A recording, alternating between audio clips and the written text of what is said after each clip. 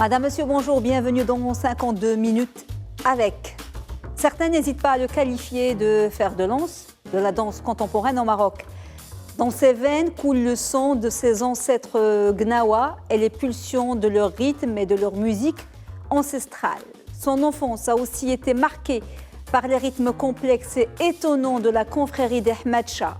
À 5 ans, il découvre la trance, un état qui le rattrapera des années plus tard et qui ne le lâchera plus. Notre invité d'aujourd'hui a grandi dans les ruelles modestes et authentiques de la ville de Marrakech, où il a eu de longues errances à la recherche d'une liberté, d'un langage. Il avait l'envie, la volonté et la rage. Il est alors monté sur les rings pour cogner, recevoir des coups, esquiver, riposter, tomber et se relever, saigner et cicatriser. Un jeune boxeur à l'âme d'artiste. La boxe n'est-elle pas le ballet des pauvres? Un artiste extrêmement sensible, beau, à l'esthétique, il s'est alors lancé dans des études d'architecture, l'art de changer le réel. Et puis, un beau jour, il a découvert la danse et tout est devenu clair, une révélation, la synthèse, comme il le dit, de tout ce qu'il aime, l'architecture, le mouvement du corps, le sport, le théâtre. Notre invité d'aujourd'hui est le chorégraphe et danseur Tofir Izidiou, un des pionniers de la danse contemporaine au Maroc, au style reconnu à l'international, un style marqué par une identité chorégraphique originale, forte et assumée. Bien plus qu'un art, pour lui, la danse contemporaine interroge notre rapport au monde, à notre corps et à celui de l'autre. En 2000, Tofir Izidiou a fondé Anania, la première compagnie de danse contemporaine au Maroc. Il dirige aussi l'école Nafas, une formation chorégraphique basée à Marrakech. Il est également directeur et fondateur du Festival international de danse contemporaine En Marche, qui vient de souffler ses 16 bougies. Les chorégraphies de notre invité, loin de tout conformisme, sont souvent axées sur la spiritualité, mais aussi sur la politique. Elles sont représentées dans les 4 coins du monde, en Afrique, au Moyen-Orient, en Europe, en Amérique latine, en Amérique du Nord, dans les événements et les lieux les plus prestigieux de la danse contemporaine, comme Danse Afrique Danse, Montpellier Danse, Charleroi Danse, les rencontres chorégraphiques internationales de Seine-Saint-Denis, le CND de Paris, Transquartier de Vienne, Transamérique au Canada. En 2000, Tofir Izidiou a fondé Anania, la première compagnie de danse contemporaine au Maroc. Il dirige aussi l'école Nafas, une formation chorégraphique basée à Marrakech. Il est également directeur et fondateur du Festival international de danse contemporaine En Marche, qui vient de souffler ses 16 bougies. Les chorégraphies de notre invité, loin de tout conformisme, sont souvent axées sur la spiritualité, mais aussi sur la politique. Elles sont représentées dans les 4 coins du monde, en Afrique, au Moyen-Orient, en Europe, en Amérique latine, en Amérique du Nord, dans les événements et les lieux les plus prestigieux de la danse contemporaine, comme Danse Afrique Danse, Montpellier Danse, Charleroi Danse, les rencontres chorégraphiques internationales de Seine-Saint-Denis, le CND de Paris, Transquartier de Vienne, Transamérique au Canada et j'en passe. Des créations comme Cœur sans corps, Clandestin, CSC, Désert, Ataba, Alif, Révolution, Finakenti. Tofir Izidiou a aussi travaillé avec les 6 danseurs du ballet Breljokaj, un spectacle représenté au Pavillon Noir en novembre 2019 et à Marrakech dans le cadre de la Biennale de danse en Afrique et du Festival En Marche en mars 2020. L'une de ses dernières créations, une trilogie hors du monde, Le Monde en transe, dont Ahmed Shah est le premier volet. En reconnaissance pour sa créativité, son action culturelle et ses efforts pour la démocratisation de la danse contemporaine, Tofir Izidiou a été en 2019 fait chevalier des arts et des lettres par le ministère de la Culture français et il nous fait le grand plaisir d'être avec nous ce soir. Tofir Izidiou, merci beaucoup d'avoir accepté notre invitation. Nous sommes très heureux de vous recevoir sur notre plateau. Merci de la Soumia. Partagé. Merci à vous. Alors, Tofir Izidiou, vous êtes né à Marrakech, dans un milieu modeste. Au départ, rien ne vous destinait à être un chorégraphe. Quelle enfance avez-vous eue? Quelle famille? Quel milieu? Alors, quelle enfance? Bon, moi, je pense que j'ai eu 2 vies. dans mon enfance. La vie familiale, j'étais très silencieux et très observateur. Et je collectais toutes les informations de la famille. J'essayais d'imiter tous les grands en secret. Et à l'extérieur, j'étais très agité, un joueur, quelqu'un qui veut vraiment en action. J'étais tout le temps en action. Ça veut dire que je ne m'épuise jamais en fin de compte. Oui. Donc, et en même temps, on avait chez ma mère elle fait des tapis. Donc on avait au moins 34 femmes qui font du tapis chez nous. Donc c'est là où j'ai appris. Ça, c'est une photo avec votre maman. Walida, Allah yarhamha, Halima. Allah yarhamha. Vous avez d'ailleurs fait un travail sur la tapisserie. Hein. Exactement, que je n'ai pas fini encore et je vais continuer à travailler pour rendre hommage à cette femme parce que c'est avec elle que j'ai appris la couleur, j'ai appris les dessins, j'ai appris qu'est-ce que c'est qu'une femme engagée, j'ai appris le commerce, j'ai appris comment vivre de son métier. J'ai grandi, plein de choses, beaucoup de choses. Donc elle faisait des tapis, la tapisserie qu'elle vendait.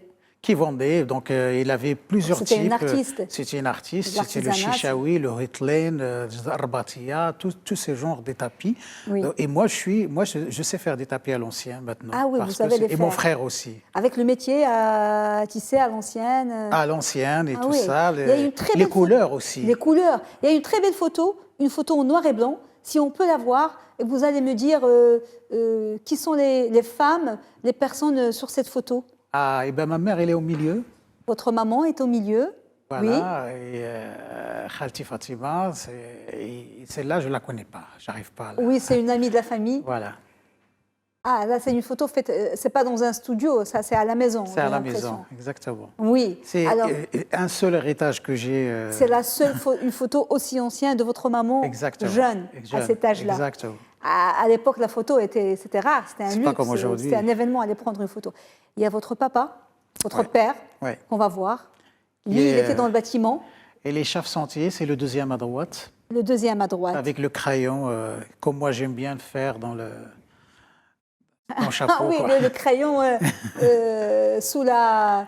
Je sais pas, la chéchia, voilà, taguilla. Construire les semelles, le chinage, les dalles, les poteaux, toutes ces choses-là. Donc, lui, c'est un chef chantier. Donc, je vais me trouver à la fin au bâtiment un certain temps en étudiant l'architecture. Oui, à un certain moment. Alors,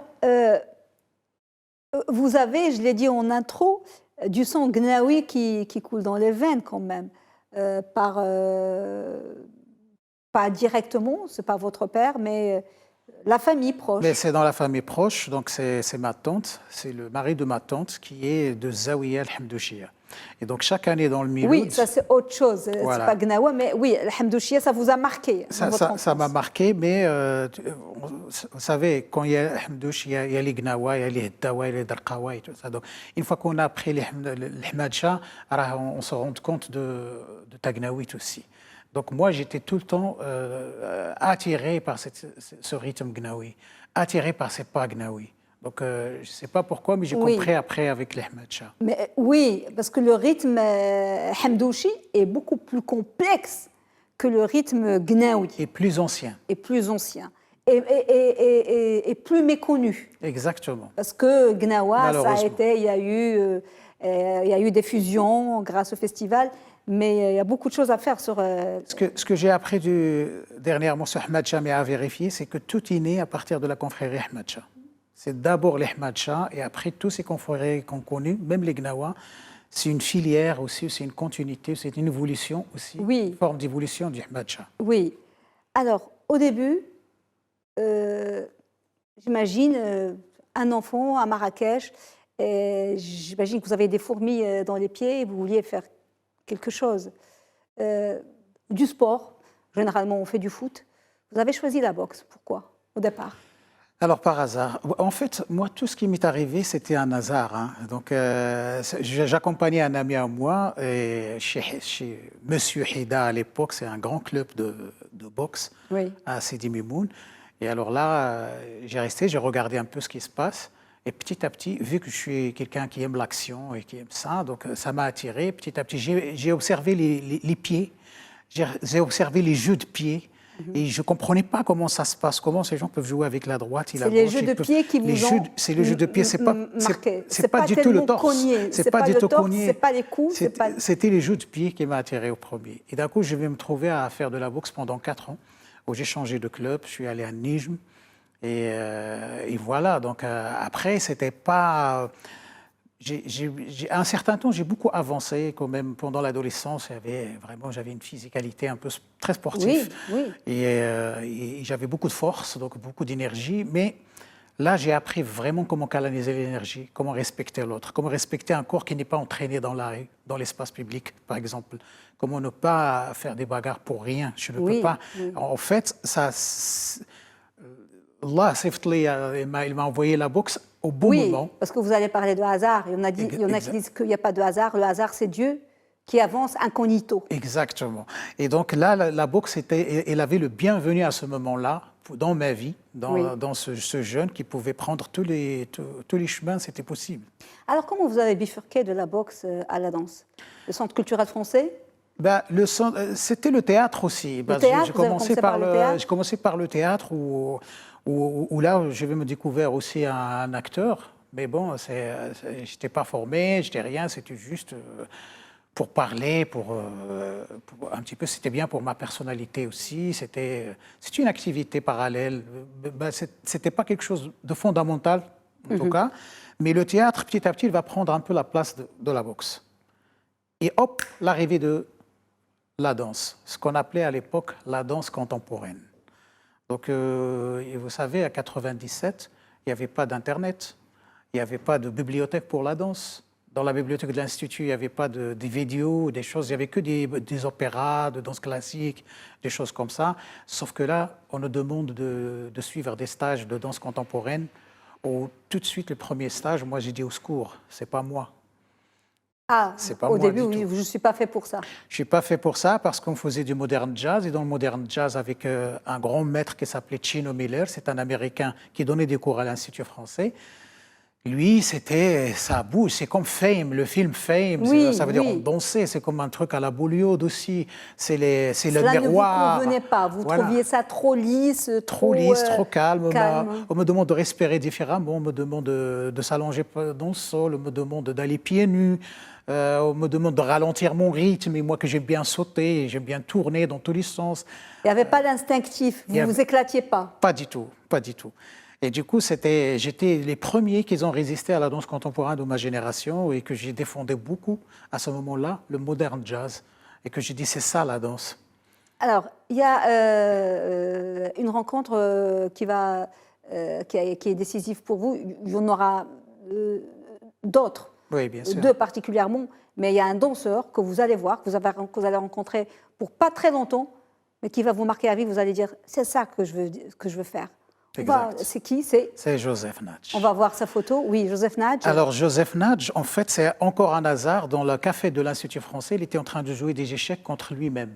Voilà, oui. Joseph, il est celui qui est à gauche. C'est lui, oui. Et donc, il jouait contre lui-même. À cette époque, moi, j'étais attiré par les échecs. Je lui dis bonjour avec mon français. Est-ce que vous jouez des échecs? On va jouer ensemble. Il me dit, viens. Donc, il me bat 2 fois. Jusqu'à aujourd'hui, chaque fois qu'il me trouve, il me dit... On joue con, amène l'échiquier pour que tu te remanges. Je dis OK. Et alors, il me dit, tu viens au masterclass? J'ai dit OK. Bon, Chouma, donc OK, je suis allé pour 3 heures. C'est un duo qu'ils ont joué aussi à Marrakech, je pense. Et donc, on est allé. Bon, et là, je vais passer 3 heures, les meilleures 3 heures de ma vie. 3 heures où je vais trouver la boxe, je vais trouver l'architecture, je vais trouver du théâtre. Je vais me trouver dans ces 3 heures-là. C'était le défi technique, c'était la création, c'était l'improvisation, c'était le rapport à l'espace, le rapport à l'autre, le rapport au monde, trouver mon interprétation de la danse. Il m'a préoccupé, ce mec. Et alors, je sors de là et je me rappelle, je suis allé directement voir une dame qui a fait beaucoup pour nous, Gisèle Bouweb. Je lui ai dit, c'est ça ce que je veux faire. À ce moment-là, c'était limpide. C'était en 3 heures. En 3 heures.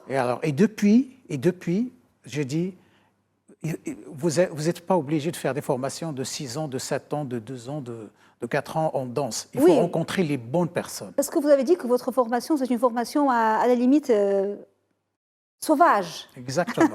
Sauvage parce que ça ne fait pas partie de ces formations avec un cursus académique et tout ça. Donc, je fais un masterclass une fois par 3 mois. Entre-temps, je me débrouille tout seul, j'invente ma danse à moi-même. Souvent, on prend les cours en français, donc on ne parlait pas bien français. Donc, ce qui fait qu'on faisait notre propre interprétation. C'est nous qui comprenons ce qu'on a compris, en fait. C'est ça qui va être notre danse. Et je pensais heureusement que c'était comme ça, parce qu'on a compris la danse à notre façon, à notre manière. Ce qui ne va pas vous empêcher, en 2007, de faire un diplôme d'État en danse contemporaine en France. Pourquoi ? Vous avez besoin de cette légitimité? J'avais besoin parce que j'avais mis en place le premier Mortabar au Maroc entre 2003 et je pense fin 2005. C'était une première. On est allé dans des foyers de jeunes filles, dans des facultés, dans des lycées. On a cherché du monde. On a eu 500 inscrits et on avait fait des groupes de viviers, des extras, des flottants. On a travaillé ensemble dans la compagnie avec Saïd et Bouchra, Michel Laurent, Bouchra Saleh, tout ce monde-là. On s'est mis ensemble pour un peu pouvoir... parce que pour faire la danse au Maroc, il faut former des danseurs. Il faut qu'il y ait des danseurs.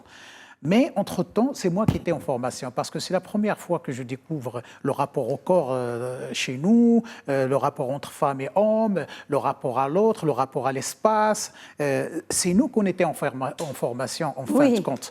Et alors, à ce moment-là, j'avais besoin de ce diplôme d'État parce que c'est très important comment se comporter avec un corps d'enfant, un corps blessé, un corps normal, soi-disant, entre parenthèses. Et alors, cette formation, elle était importante pour moi. Avant de passer à autre chose, à une rubrique, vous avez fait des études proches d'architecture, c'est de la... Je suis dessinateur spécialisé en dessin bâtiment d'architecture. Est-ce que vous l'avez pratiqué? Bien sûr. C'est l'architecte. Vous vivez de ça? Non. Là, c'est pendant vos études, Oui, ça c'est pendant mes études, c'était la dernière année. Et là, je salue Mohamed Boulali, qui est un ami aujourd'hui, c'est lui qui a signé mon diplôme. Mais sauf que la danse, c'était impossible de suivre. Elle vous a inspiré. Il y a tout dans la danse. Pour moi, il y a tout. Je trouve tout. Je trouve l'architecture, je trouve la boucle, je trouve tout. Avant de poursuivre notre entretien, on va s'arrêter à la rubrique objet pour découvrir l'objet que vous avez ramené avec vous. On découvre l'objet de Tofé Résidiou.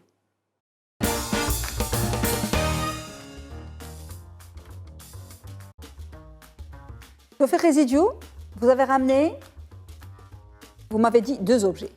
Exactement. Le premier? Le premier, c'est un chapelet de l'Oualida, Allah yarhamha, donc que je garde toujours avec moi. Toujours, il est dans mon sac à dos. Il part partout dans le monde avec moi. Et donc, ça, c'est mon premier objet. Et mon deuxième objet, ça, c'est parce que c'est dans le travail. Donc, je travaille beaucoup. Et aussi, depuis une vingtaine d'années, c'est un instrument vietnamien. C'est avec ça que je calcule le temps des créations. Donc, quand je regarde une pièce, quand j'écris une pièce, quand je fais la dramaturgie d'une pièce, elle m'aide beaucoup à marquer le temps. Le temps ou le rythme Le temps, le rythme, ça peut être... Moi, je ne l'utilise pas comme un instrument musical, mais je l'utilise vraiment pour la question d'accélérer, de ralentir, comment écrire un chemin, un temps d'une pièce, un rythme d'une pièce. Comment écrire un rythme. Donc, dans l'écriture finale, je fais appel à cet objet. Oui. D'accord. Donc, on a découvert les 2 objets. On va poursuivre votre parcours. Vous avez découvert la danse, passion, et vous avez été influencé par de grands chorégraphes comme Mathilde Monnier, Georges Apex, c'est ça? Oui. Et puis, il y a eu... Bernardo Monté, qui a beaucoup compté Bien sûr. pour vous. Qu'est-ce qui s'est passé dans cette rencontre avec Bernardo Monté? Oui, alors Bernardo Monté, c'est lui. Oui, c'était au vif du sujet à Avignon avec Vincent Dupont, je pense, et Bernardo Monté. Donc, qui est Bernardo Monté d'abord? Bernardo Monté, c'est un grand chorégraphe d'origine Guyane et Vietnam. C'est un grand chorégraphe qui a donné beaucoup à l'Afrique. C'était l'ancien co-directeur du Centre chorégraphique national de Rennes et après c'était le directeur du Centre chorégraphique national de Tours. Oui. Bernardo Monté, je vais le rencontrer à Marrakech. On va faire la pièce Au point mort ensemble, qui est Othello de Shakespeare et Gnawa. C'est quand Othello, il tombe en transe. Cette nuit, on a travaillé sur la couleur rouge et la couleur noire. Donc on commence à travailler avec un chorégraphe international à partir de notre culture. À partir du Gnawa, à partir de là, tu regardes Gnawa autrement, tu analyses Gnawa autrement. D'un coup, ça devient scientifique. Ça veut dire comment s'inspirer aussi du Gnawa d'une manière intelligente, d'une façon moderne, avec un regard contemporain, en même temps de ne pas juste reproduire les Gnawa pour les Gnawa, ou juste faire du copier-coller, ou juste faire de la carte postale, mais plutôt d'une façon. Donc, j'ai appris beaucoup de ce monsieur. Vous avez beaucoup partagé, échangé sur l'origine, l'identité. Sur la question de l'origine, la question d'identité. Et en plus, on était dans une compagnie où il y avait un Ivoirien, un Congolais, un Kenyan, un Israélien, une Française, et vraiment cosmopolite, comme vous dites. Et du coup, pour moi, c'était plusieurs cultures. En plus, la façon de travailler de Bernardo, et c'est ma façon aujourd'hui, c'est vraiment les interprètes, ils sont considérés comme des artistes chorégraphiques. Ça veut dire qu'ils participent, ils contribuent dans comment collecter la matière, dans l'écriture, ils donnent leur avis à partir de leur origine, à partir de leur identité, à partir de leur conviction de danse dans la pièce. Ça veut dire qu'on est concerné sur scène. On n'est pas que des danseurs, on est des interprètes. Exécutent, oui. Exactement. Alors, il va vous inviter à rejoindre son institution et vous découvrez un lieu dédié à la danse. Exact. Avec des gens, des fonctionnaires qui sont exclusivement au service de l'art. Et ça, vous avez trouvé ça extraordinaire. J'ai trouvé ça extraordinaire de trouver 43 fonctionnaires que pour la danse dans un lieu.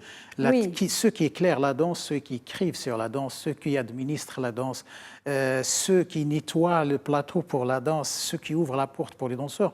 Donc, et en même temps, être dans un centre chorégraphique, c'est très formateur. Même si j'étais un permanent, ça veut dire que je travaillais là, mais pour moi, j'étais en formation. Pourquoi ? Parce que je vois, c'est quoi le rapport de la danse dans la société, le rapport au politique, le rapport à l'administratif, le rapport à la technique, le rapport au public, le rapport à la création, le rapport à la diffusion. Donc je ne peux, ça veut dire aujourd'hui on est prêt à diriger des lieux. Donc c'est vraiment, et on a passé 10 ans là, comment de sensibiliser du public, de jeunes publics jusqu'à le public âgé. Oui, et réaliser que l'art, c'est pas de la futilité. L'art, c'est essentiel et c'est important. Et c'est ça, des gens sont dédiés à ça et c'est au cœur de la société. C'est essentiel, c'est important. C'est là où je vais apprendre aussi qu'il y a 19 centres chorégraphiques nationaux en France, qu'il y a une grosse machine, en fin de compte, pour la danse dans le monde. Oui. Alors, Bernardo Monté va vous ouvrir un peu la scène professionnelle en 1997. Et en 1999, à travers lui, c'est en 1999 que vous allez avoir le solo de Suzanne Burge. Exact, c'est en 99. C'est très important. Expliquez-nous l'importance et la singularité de ce solo de Suzanne Burge, qui est un héritage, un legs qui se transmet. Alors, et puis il y a un élu, on choisit quelqu'un. Exactement. Alors Suzanne Burge, il a voulu transmettre 4 solos de son vivant. Oui. Et alors, pour aller voir Suzanne Burge dans 500 ans, il faut aller chercher qui a la danse de Suzanne Burge. Et alors, il a transmis son solo Danse Nord à Bernardo Monté, que Bernardo Monté s'engage chez le notaire.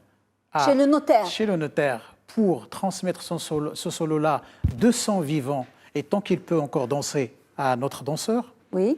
Et alors, c'était moi, c'est Suzanne Burge. Pourquoi, à votre avis, elle vous a... elle et lui, vous ont choisi, vous? Alors, peut-être les gens sentaient que je peux porter cette danse, qu'il y a un rapport de confiance dans cette histoire aussi. Ça veut dire qu'il faut que je transmets cette danse, il faut que je protège cette danse. D'ailleurs, cette année, je danse ça dans Montpellier Danse. À quel moment vous devriez, à votre tour, transmettre ce solo? Alors, à la fin de votre carrière? Paradoxalement, je dois le transmettre le plus tôt possible, mais je n'arrive pas à me séparer de ce solo. Parce que quand même, la grande Susan Berge, c'est une des fondatrices de la danse américaine et Oui. aussi de la danse française et européenne. C'est très, très, très difficile de se faire accepter dans le monde de la chorégraphie américaine. Exactement. Susan Berge n'est pas n'importe qui, elle continue à écrire, elle vit au Japon. Exactement. À Kamate, elle continue à écrire sur la danse. et avec Susan Berge, on a appris beaucoup de choses. Par exemple, il dit, s'il n'y a pas de sol, il n'y a pas d'appui. S'il n'y a pas d'appui, il n'y a pas de danse. Et alors là, on comprend la danse et on comprend aussi comment installer la danse dans notre territoire. Oui. Quelle est la particularité de ce solo qui se transmet par un acte notarié? Alors d'abord, il parle de quoi? D'abord, il arrive dans un moment où moi, j'étais vraiment le grand trapéziste, celui qui ne touche jamais le sol, celui qui va dans tous les sens. Et alors, ce solo, il a un rapport à la gravité important. Ça veut dire on est ancré dans le sol, on est enraciné dans le sol. Ça veut dire on est vraiment comme la question d'un arbre. Ça veut dire on est plus enraciné et plus fort. On ne peut pas vous bouger tout simplement. Ce solo, il te situe dans le monde par rapport au nord, au sud, à l'est, au ouest. Donc on se rend compte qu'on ne danse pas que dans un espace, ou dans un théâtre, ou dans un appartement, mais qu'on danse dans le monde. Ça veut dire notre rapport au monde. Ce solo parle des étoiles, il parle de la neige, il parle des 4 saisons, il parle de 4 éléments aussi, le feu, le fer, l'air et vous l'avez joué sur plusieurs scènes dans le monde. J'ai joué dans plusieurs scènes dans le monde avec une version du jour, une version de nuit. Ça veut dire une version à l'extérieur et une version dans un théâtre. Et donc ce solo-là, pour moi, il est aussi fondateur de ma danse. Oui. Il est aussi, c'est quelque chose aussi qui a contribué beaucoup à découvrir autre chose dans mon corps. Et avec le corps, on est tout le temps surpris en fin de compte. Exactement. Si on peut au fur et à mesure voir des photos de Taoufik Rezidio en action dans ses chorégraphies. Alors, voilà, donc on passe aux photos des chorégraphies avec sa troupe ou tout seul. En 2001, vous avez, 2000 ou 2001, une idée folle. Celle de fonder une compagnie de danse au Maroc. Anania. Avec Bouchra, j'ai oublié. Bouchra Wizgan et Saïd Aït El-Moumen. Saïd Aït El-Moumen. Vous dites que vous avanciez dans le noir. Exactement. Vous l'exprimez comme ça parce qu'il n'y avait pas d'exemple, il n'y avait pas d'initiative de danse contemporaine, mais il fallait y croire pour progresser. Racontez-nous cette aventure. En fait, le fait d'être dans un centre chorégraphique et d'aller un peu en France et travailler, j'avais un peu d'avance sur les autres. Mais en même temps, au Maroc, je n'avais pas d'exemple. Donc, je n'avais pas de festival pour aller exposer ma danse. Il n'y a pas de danseurs pour danser. Il n'y a pas de compagnie, il n'y a pas d'audition. Il n'y a pas de lieu pour la danse non plus, pour la danse comme je l'entends, la danse créative ou la danse d'aujourd'hui. Non, quand on dit danseur au Maroc, on connaît l'Hassan Zinoun et c'est du classique. Oui. Beaucoup plus que... Oui. Ça, c'est Bouchra Wizgan. Et du coup, quand je suis rentré, j'ai dit, on va mettre en place une compagnie. Et on avançait dans le noir, c'est pour ça. Ça veut dire on a aucun... C'est un cadeau empoisonné. D'un coup, il n'y a rien, mais en même temps, il ne faut pas faire n'importe quoi. Il ne faut pas s'inventer. Ça, c'est à Madagascar. Ça, c'est en marche, c'est plus tard. Et alors, il faut faire attention. Donc, on avançait dans le noir, ça veut dire on se pose déjà la question de la formation. Qu'est-ce que c'est que cette formation? Parce qu'on ne voulait pas juste transmettre ce qu'on sait, mais on voulait créer une pensée à partir de ce territoire et à partir de ces corps et de quoi ils sont remplis. Oui. Donc, ça veut dire, on se posait la question, la création, ça veut dire, qu'est-ce que c'est créer? Qu'est-ce que c'est que trouver sa nouvelle interprétation de la danse? Oui. Donc, pour trouver sa nouvelle interprétation de la danse, on ne peut pas faire comme ce qui se passe en Europe, et on ne peut pas non plus faire du folklore. Donc, on doit trouver ce juste milieu ou ce pont ou cette nouvelle interprétation de la danse dans l'écriture. Oui. Parce que les Européens cherchent notre originalité. Oui. Et ici, on ne doit pas passer pour des étrangers non plus. Donc, donc comment arriver à combiner? Donc ça demande, en même temps pour se réunir, pour se retrouver ensemble, pour travailler ensemble, pour savoir chaque chorégraphe qu'est-ce qu'il défend. Il faut un festival. Oui. Donc c'est ça, avancer dans le noir. C'est ça. Alors, vous allez très vite être confronté à la réalité, à la triste réalité de ce que représente la danse dans notre pays, parce que vous dites petit à petit, je vois que la danse est mal vue, qu'elle n'est pas considérée, qu'on pense autour de moi que ce n'est pas un métier et surtout que ce corps est très dangereux pour l'équilibre de la société. Exactement. Il est très dangereux parce que la danse est politique. Elle raconte des mouvements. Malgré nous, faire de la danse en Afrique en général ou dans le monde arabo-musulman, c'est faire de la politique. Malgré nous. Parce que quand ça touche au corps, ça touche à tout. Comme je dis souvent. Et donc, ça touche à tous les fondamentaux. Parce que là, on est en train de remettre en question tout. Avec la création, il faut se remettre en question. Pour ouvrir, il faut se laisser surprendre. Je crois toujours à celui qui dit qu'il y a des poches noires en nous et c'est très difficile d'aller les confronter. Et ceux qui vont aller les confronter, c'est eux qui vont être plus en avance. Oui, et donc, oui. Et c'est là où on est épuisé, c'est là où ça commence.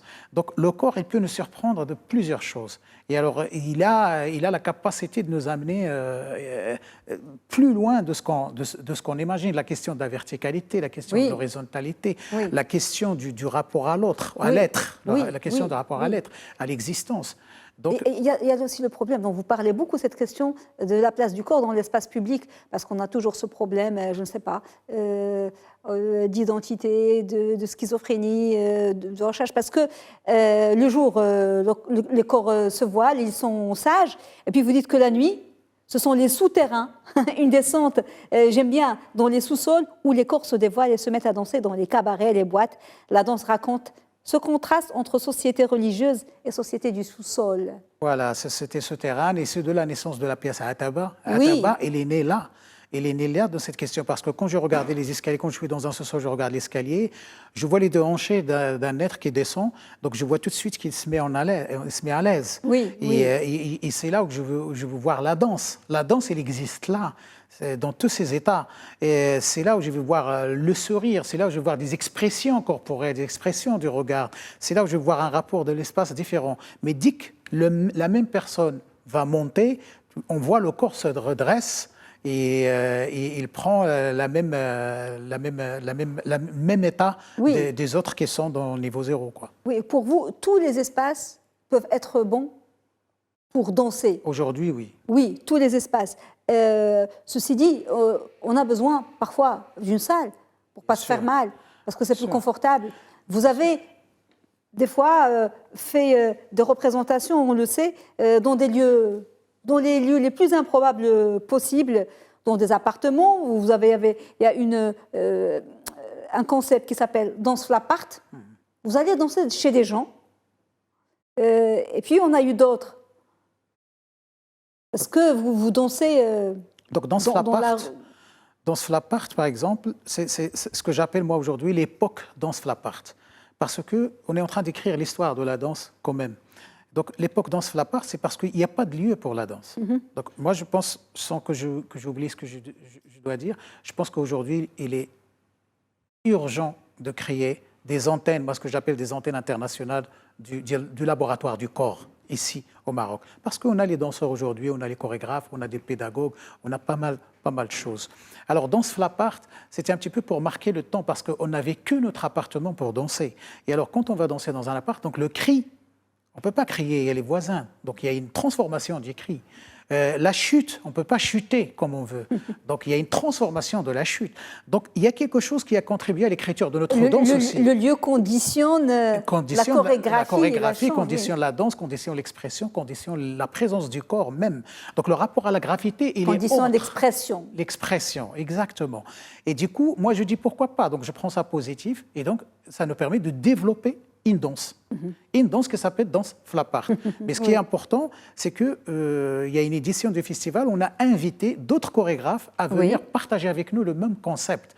C'était pour eux. Ils sortaient de leur confort, ils changeaient leur rapport au public, leur rapport à l'espace, leur rapport à la lumière, leur rapport à ça. Mais pour nous, c'était la réalité. Ça veut dire c'est pour ça que ça devient politique. Absolument. Alors, vous dansiez partout, vous dansiez dans la rue. Parfois, les gens vous prenaient pour des fous. On n'a pas l'habitude d'avoir, surtout la danse contemporaine, qui comprend la danse contemporaine. Après, vous allez faire votre petit bonhomme de chemin. Vous allez faire partie de la compagnie Marguerite à Brest, où vous serez danseur permanent au Centre chorégraphique national de Tours. Et puis, il y a eu le succès de votre pièce Finakenti, فينك انت. Alors, c'est là où vous avez l'idée de fonder Anania avec Bouchaoui Zgueni Saïd El Moumen et puis le Mourtabar. Et puis en 2005, vous avez cette idée saugrenue de faire un festival de danse à Marrakech. Ça fait 16 ans qu'il existe. Comment vous faites pour survivre, pour le maintenir à flot? Je ne sais pas. Alors, sincèrement, en fait, tout ça, c'est un seul projet pour moi. Donc, la création, comme le festival, comme la formation, c'est un seul projet. En fait, on a la responsabilité aujourd'hui de la visibilité. On a un public. Donc, c'est une photo qui me touche beaucoup d'ailleurs. Celle d'avant, si on peut la revoir, c'est la place Jamal Fna. Parce que c'est un enfant qui est venu me dire qu'est-ce que vous faites. J'ai dit la danse contemporaine. Et il m'a dit, est-ce que tu peux m'apprendre? Et c'est un geste de danse nord en plus. Ah. Donc je sens que lui le sache. Et il y avait plein d'autres enfants qui sont venus, donc ils demandaient qu'à ça. Et c'est pour ça qu'il faut prendre l'espace public pour donner d'autres images, pour transmettre autre chose de ce qu'on a l'habitude de voir, parce qu'on a besoin. Il y a beaucoup de violence dans l'espace public. Oui, c'est le corps. Le corps, quand il n'est pas canalisé, l'énergie, quand il n'est pas bien exploité. C'est bien d'aller s'attrouper autour de danseurs que d'aller s'attrouper quand il y a une bagarre. Les gens, on va s'attrouper. On va le voyeurisme et aller voir de l'art. Exactement. Donc voilà, donc, le festival En Marche, pour moi, c'est né d'un bilan parce que je voulais absolument savoir tous les danseurs, qu'est-ce qu'ils sont en train de fabriquer, qu'est-ce qu'ils sont en train de défendre, c'est quoi leur écriture, parce qu'on était en train d'écrire une histoire pour la danse au Maroc. Qui participe dans ce festival? Il n'est pas comme national? Il est international, mais la première édition, c'était que pour les Marocains. Donc c'était pour vraiment faire un bilan. Après, c'est international. Donc, après, c'est un festival qui pense par rapport à son territoire. Donc si ce festival ne contribue pas à la mise en place d'une vie pour la danse contemporaine et qui n'aide pas les danseurs contemporains marocains, parce qu'il y a beaucoup de professionnels qui viennent au Maroc, pour ce festival, pour regarder les artistes marocains. Et c'est pour ça que ce festival est devenu important. C'est parce qu'il y a beaucoup de chorégraphes aujourd'hui qui sont un petit peu reconnus, qui ont leur tournée, qui ont leur résidence à l'international. Oui. Grâce au festival, grâce à la compagnie, grâce à NFS. Mais dites-moi, ce festival, il existe depuis 16 ans. Ouais. 16 ans quand même, c'est pas rien. Est-ce que vous avez été suivi par les institutionnels, par le ministère de la Culture, par des donateurs de fonds, par des mécènes ou pas? Alors, en 16 ans ou 17 ans, avec 2 ans de Covid, on a pu avoir, par exemple, Madame Bouhlal, Madame Elisabeth Bouhlal, le Palace Saidi. C'est un grand acquis pour le festival, c'est un grand soutien pour le festival. Cette année aussi, les instituts français, Institut Paris ou le service culturel, tout ça, c'est un grand acquis pour le festival parce qu'ils suivent le festival depuis sa naissance. Oui, mais moi je parle des institutions marocaines, des ministères de tutelle. Aujourd'hui, cette année, alors il y a eu un grand geste de la part du ministère de la Culture, c'est de donner un prix à tous les sélectionnés dans le prix Taklif que j'ai mis en place depuis cette année. Donc, en fait, avec le ministère de la Culture, c'est jamais tout le temps. C'est-à-dire, il y a un ministre qui va venir, qui va suivre vraiment ce courant de la danse contemporaine, qui va aider, mais il y a peut-être un ministre qui a d'autres priorités, et c'est là où il n'y a pas de stabilité. Pas de continuité. Il n'y a pas de continuité. Donc, on a toujours peur que ça mais il y a des festivals qui existent depuis des années, et des festivals pullulent au Maroc. Aujourd'hui, il n'y a que ça, mais des festivals de danse, il n'y en a pas tant que ça. Il n'y en a pas tant que ça. En plus, c'est un festival qui a accueilli la Biennale de la danse en Afrique l'année dernière. Ça veut dire qu'il s'est placé sur le continent. Mais bien sûr, c'est en pleine ligne droite dans la politique du Maroc, de s'ouvrir sur le continent africain. Donc il faut faire attention à ce festival. Il y a plein d'amis, qui aident le festival. Les artistes aussi, ils contribuent au festival. Nous, 30% de tout ce qu'on gagne dans l'année, dans la diffusion, dans la création, c'est avec ça qu'on commence le festival. Oui. Et voilà quelques... Oui. On va s'arrêter pour la deuxième rubrique, celle du triptyque. On va voir les 3 clichés photos que vous avez choisis et vous allez nous les commenter. D'accord. Triptyque.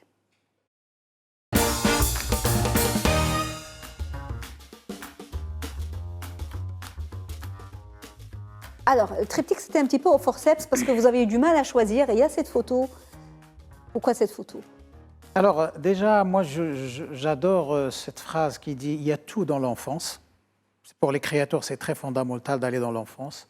L'eau, l'Afrique, la couleur noire,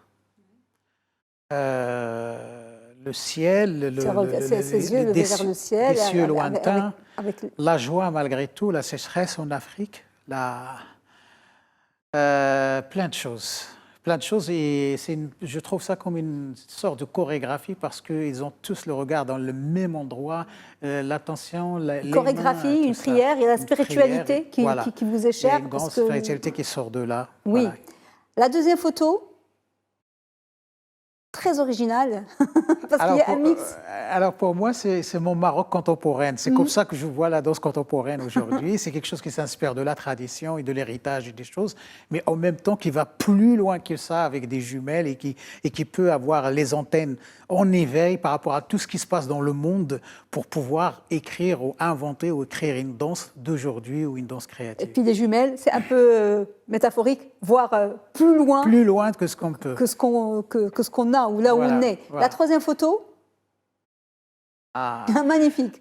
Pour magnifique. Moi, ça, c'est plutôt... Je ne sais pas, ma mère n'a jamais fumé, mais j'ai l'impression que c'est ma mère chaque fois que je la vois. Donc, je sais pas ça vous aurait choqué si votre mère fumait? Ah, pas du tout. Pas du tout. Elle doit être cubaine, à la façon de nouer le foulard et peut-être... Vous savez, déjà, comment on noue le foulard, c'est déjà... c'est un signe. Ça veut dire que il y a une culture des comment on noue les foulards. Ça veut dire, est-ce qu'il est marié, est-ce qu'il n'est pas marié, est-ce qu'il est dispo, est-ce qu'il est veuf, est-ce qu'il est comme ça. Mais moi, je vois la liberté dans cette photo. Exactement. Alors, pour moi, c'est la liberté. Il y a une horizontalité verticale, si je peux dire ça. Donc, il n'y a pas de révolution sans fumée. Pas de révolution sans fumée. Magnifique cette photo. On va revenir à votre parcours et à la danse au Maroc. On a dit que vous avez obtenu quand même en 2007 votre diplôme. Et puis en 2016, vous avez créé En Alerte. Mais avant, il y a une pièce très importante, très politique. Borderlines. Est-ce que vous vous considérez comme un danseur engagé? Parce que dans Borderlines, elle évoque l'immigration. Elle vous a été inspirée par un voyage en Irak, entre l'aéroport et le théâtre. Et vous avez dû traverser 7 checkpoints. Vous racontez les chiens, les valises, les passeports. Et vous racontez l'état d'attention extrême dans lequel vous vous trouviez alors, et puis l'état de transe. Oui, ce qui se passe dans le monde vous inspire? Ah, beaucoup. Les mouvements? Beaucoup, beaucoup. Moi, je suis très observateur autour de mes voyages, autour de moi. Et c'est que comme ça qu'on peut... C'est notre métier d'observer aussi. Oui. On dit que toujours les chorégraphes ou les artistes en général, c'est des détecteurs de tremblements de terre. Ça veut dire avant que ça arrive. Ça veut dire qu'il faut être un peu... Borderline, c'est les checkpoints. Les checkpoints, mais pour moi, je suis allé plus loin que les checkpoints visibles, mais les checkpoints aussi invisibles en nous. Ça veut dire qu'il y a plein de checkpoints, il y a plein d'obstacles, il y a plein de choses d'interdits, de non-dits, des frontières qu'on se crée par soi-même et qu'on se bloque par soi-même dans notre propre... le petit terrain qu'on a créé dans notre cerveau, et pourtant on peut aller plus loin que ça. Borderline, c'est vraiment sur les frontières. Borderline aussi, c'est un checkpoint pour une génération qui étaient en formation avec moi, et c'était leur moment où ils devaient partir. Et alors c'est le checkpoint entre ce qu'on a vécu tant qu'un apprenti de la danse, et après quelqu'un qui va devenir un jeune chorégraphe. Borderline, on l'a fait à Tangente, au Canada, on a fait la première là-bas. Il a eu un grand succès. Et en parlant des frontières, le moment où on est rentré, il y avait la fermeture des frontières pour la donc c'est une pièce qui était avant son temps. Quoi. Absolument. Alors, on va parler, il ne nous reste pas beaucoup de temps, on va parler du spectacle Ataba ou la Atba, très important parce que vous posez la question de la danse contemporaine au Maroc. Que pensez-vous de cette danse contemporaine? Et puis, vous dites une chose très importante, vous dites que les intellectuels ont abandonné le corps au Maroc. Oui, pour moi, oui. Pour moi, je pense qu'on a perdu beaucoup de temps parce que les intellectuels n'ont pas fait leur travail sur la question du corps, sur la question de la danse et l'importance de la question du corps dans la société, pas les grands titres.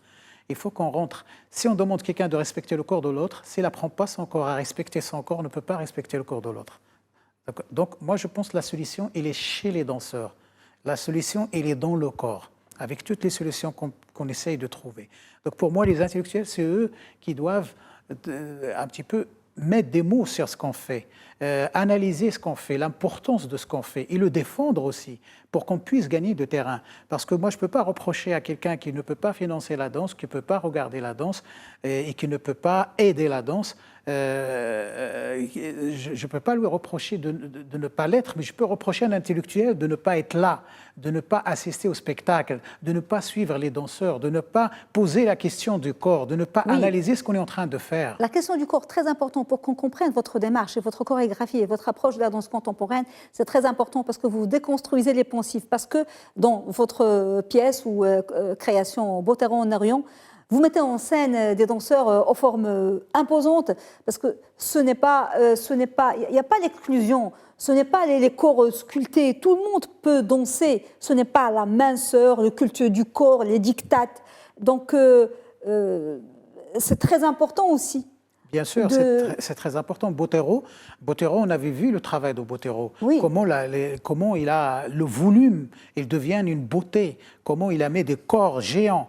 Botero aussi, il a travaillé sur Abu Ghraib, et il a mis des sculptures énormes, des corps les uns sur les autres pour dénoncer quelque chose. La question du corps, un peu, aujourd'hui, la première chose dans Botero Honorio, bon, j'écoute mon corps parce que j'ai pris du volume, j'ai changé par rapport à mon jeune âge. Et en même temps, c'est le corps de ma mère. Ma mère, elle dit toujours, je prends l'espace par mon corps. Voilà. Et en même temps, la danse aujourd'hui a changé. Tous les âges peuvent danser, tous les corps peuvent danser, tout genre peut danser. Donc, et en même temps, le corps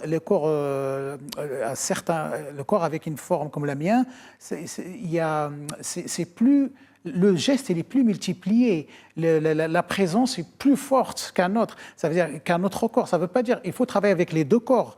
Mais en même temps, quand on voit Karine qui est en train de revisiter une danse classique avec son corps d'aujourd'hui, avec son corps d'aujourd'hui, c'est magnifique. C'est une nouvelle interprétation de la danse. Keisha Erma, congolaise, qui travaille sur la danse traditionnelle. Mais dans la danse traditionnelle, plus qu'il va accélérer, on va plus se rendre compte de son corps.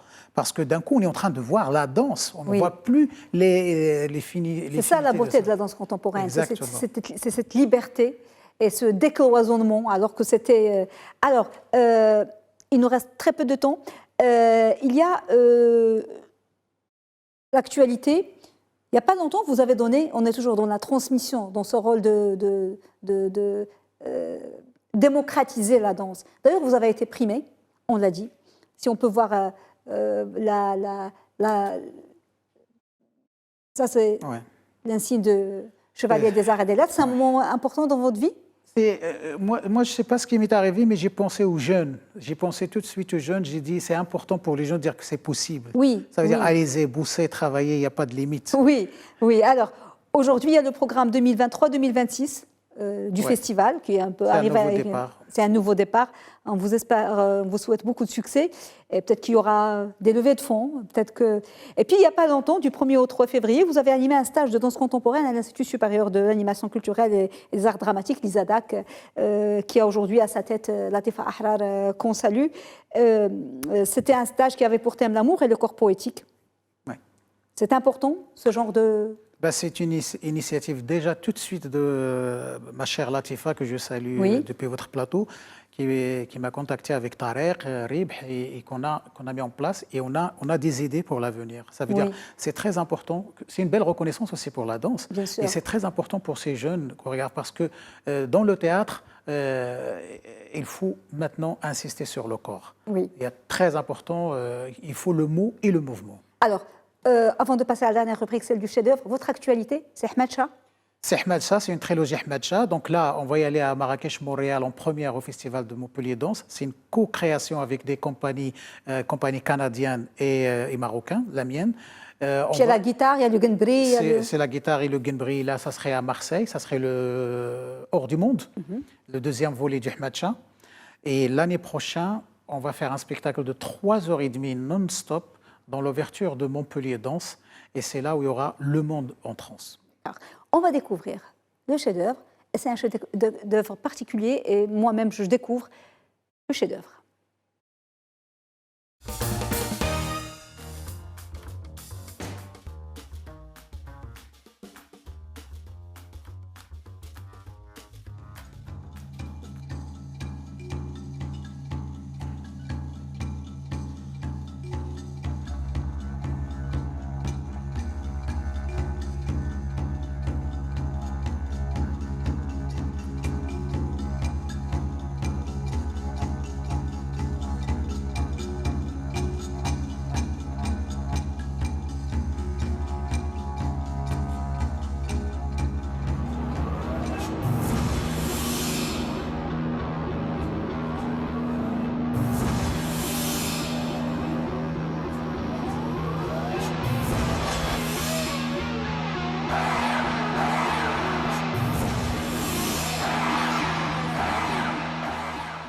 Tofek Rezidiou, parlez-nous de ce chef-d'œuvre et cette danse, ses origines, sa signification.